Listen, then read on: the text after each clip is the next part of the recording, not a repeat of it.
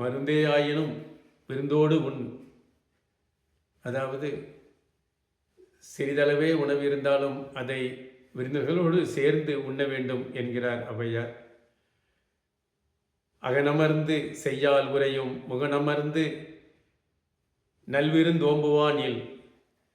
விருந்தினர்களை நல்ல முகமலர்ச்சியுடன் வரவேற்று உபசரிப்பவர்கள் வீட்டில் திருமகள் இன்முகத்துடன் வந்து அமர்வாள் என்கிறார் வள்ளுவர்.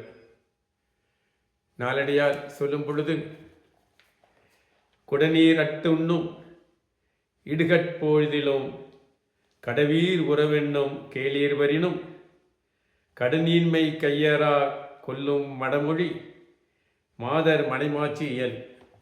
அதாவது விருந்தினர்கள் திடீரென்று வந்துவிட்டாலும் அவர்களுக்கு கொடுப்பதற்கு ஒன்றும் இல்லையே என்று நினையாமல், இருக்கும் தண்ணீராக இருந்தால் கூட அதையும் அவர்களுக்கு நல்ல முகமலர்ச்சியோடு விருந்தளிப்பவர்கள் நல்ல குணமுள்ள பெண்கள் என்கிறார்